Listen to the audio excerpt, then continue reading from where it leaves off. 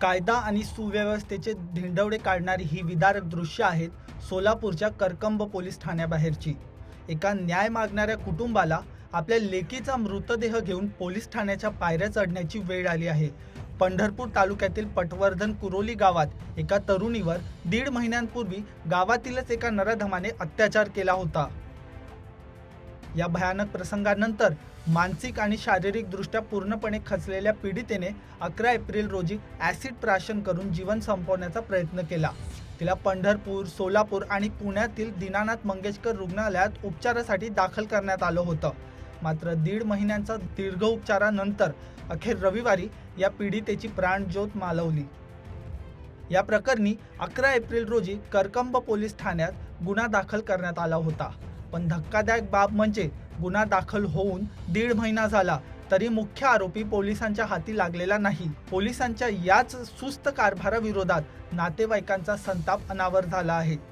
पीडितेच्या मृत्यूनंतर संतप्त नातेवाईकांनी मृतदेह थेट रुग्णवाहिकेतून करकंब पोलीस ठाण्यात आणला आणि तिथेच ठिय्या मांडला।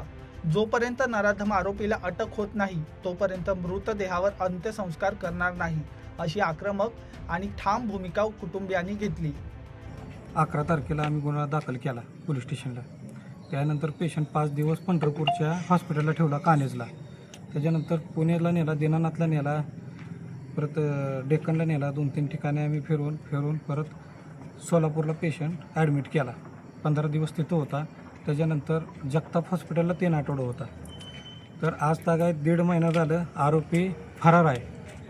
तर अजून आम्हाला कुठंच न्याय भेटलेला नाही आहे। आज आमचं माणूस गेले तर आम्हाला न्याय मिळावा हीच आमची अपेक्षा आहे। ह्याच्यासाठी आम्ही पोलीस स्टेशनला आमचं बाचेला इथं आणून आम्ही बसलो आहे बॉडीपाशी। तर आम्हाला न्याय हवा आहे। त्यांच्याशी काय चर्चा वगैरे झाली आहे का तुमची पोलिसांशी? हो, त्यांचं बोलणं चालू आहे। ते म्हणतात आमचं काम चालू आहे, आमची प्रोसेस चालू आहे। त्यांनी कागद वगैरे डॉक्युमेंट वगैरे सगळे घेतलेले आहे, मृत्यूपूर्व जबाब वगैरे त्यांनी घेतलेले आहेत। पण आरोपीच अजून अटकेत नाही आहे। आमच्या अशी अपेक्षा होती की जोपर्यंत आमची मुलगी जिवंत होती तोपर्यंत आम्हाला न्याय भेटायला पाहिजे होता, पण आरोपीच अटकेत नाही आहे। काय बोलायचं, त्या आरोपीला अटक करा, त्याशिवाय मी हालत नाहीत। मला इथं दिसला पाहिजे ते आताच्या आता। मी हालत नाहीत ना, मी पण हालत नाही, पोरगी हालत येत नाही। किती दिवस झालं गुन्हा दाखल होऊन? 1.5 महिना झाला। त्या आरोपी इथं आणा आधी, मला डोळ्यामुळे दिसला पाहिजे, त्याशिवाय मी इथनं हालत नाही। मी इथंच बसून राहीन रातभर। पोलीस ठाण्याबाहेर तणाव वाढल्यानंतर वरिष्ठ पोलीस अधिकाऱ्यांनी धाव घेत कुटुंबियांची समजूत काढण्याचा प्रयत्न केला आणि आरोपीला तातडीने अटक करण्याचं आश्वासन दिलं। मात्र 1.5 महिने आरोपी मोकाट कसा, या प्रश्नाने पोलिसांच्या भूमिकेवर गंभीर प्रश्नचिन्ह निर्माण केलं आहे।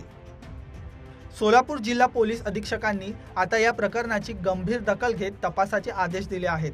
मात्र एकीकडे अत्याचाराच्या घटना थांबत नसताना दुसरीकडे गुन्हा दाखल होऊनही वेळेत कारवाई न झाल्याने पीडितेला जीव गमवावा लागला आहे। आता तरी या नराधम आरोपीला तात्काळ बेड्या ठोकून पीडितेच्या कुटुंबाला न्याय मिळणार का, हे पाहणं महत्त्वाचं ठरेल।